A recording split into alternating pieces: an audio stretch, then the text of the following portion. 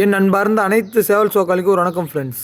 இந்த வீடியோ பதிவில் எதை பற்றி பார்க்க போகிறோன்னா, இப்போ சமீப காலமாகவே நிறைய பேர் வந்து நேர்லேயும் சரி, இன்ஸ்டாகிராம் கமெண்ட்லேயும் சரி, நிறைய பேர் கேட்குற கேள்வி என்னென்னு பார்த்தீங்கன்னா, ப்ரோ என்னோடய சேவல் குஞ்சுங்க, அதாவது வந்து 1 மாத விடைங்க, அந்த 1 மாதத்துலேருந்து 3 மாத விடைங்க வந்து உறங்குது, என்னன்னே தெரியல, திடீர்னு அப்படியே உறங்குது, 2 நாள் உறங்கி நிற்குது, 3ஆம் நாள் பார்த்தீங்கன்னா இறந்துருது.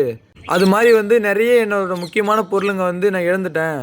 இந்த இழப்புலேருந்து நான் மீண்டு வரணும்னா நான் என்ன செய்யணும், அதுக்கான மெடிசன் சொல்லுங்கள் அப்படின்னு சொல்லிட்டு கேட்டுருந்தாங்க. அவங்களுக்கான பதிவு தான் இது. அதாவது வந்து இப்போ இருக்கிற கிளைமேட் கண்டிஷன் வந்து நம்ம எல்லாருக்குமே தெரியும். பனி பெய்யுது, அதுக்கப்புறம் பார்த்திங்கன்னா திடீர்னு மழை பெய்யுது, கிளைமேட்டே வந்து ஒரு விதமாக இருக்குது. இதுக்கு ஏற்ற மாதிரி நம்ம சேவல் கோழிங்களை நம்ம தான் வந்து சேஃப்டியாக பார்த்துக்கணும்.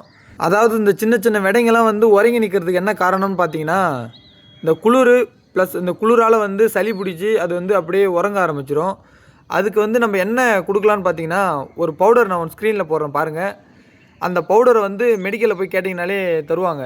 அந்த பவுடரை வாங்கிட்டு வந்து சுடுதண்ணி நல்லா கொதிக்க வச்சு, அது விதன்னு ஆறின பிறகு, இப்போ 1 லிட்டர் தண்ணி வைக்கிறீங்கன்னா அதுக்கு 1 கிராம் அளவுக்கு அந்த பவுடர் எடுத்து நீங்கள் அதில் போட்டு நல்லா மிக்ஸ் பண்ணி, நீங்கள் எங்கெங்கெல்லாம் வந்து உங்கள் சேவல் கோழிங்க வந்து தண்ணி குடிக்குதோ அந்த எல்லா இடமும் வைக்கலாம். அதை வச்சிங்கன்னா வந்து கொஞ்சம் கொஞ்சமாக இந்த உறங்குற பிரச்சனை வந்து சரியாயிடும். அந்த பவுடர் பேர் என்னன்னு பார்த்தீங்கன்னா, டெட்ராசைக்ளின் ஹைட்ரோக்ளோரைடு அப்படின்னு நீங்கள் கேட்டிங்கன்னா தருவாங்க. ஆல்மோஸ்ட் எல்லா மெடிக்கலும் கிடைக்கும். நீங்கள் வாங்கி யூஸ் பண்ணுங்கள். ஓகே ஃப்ரெண்ட்ஸ், நன்றி, வணக்கம்.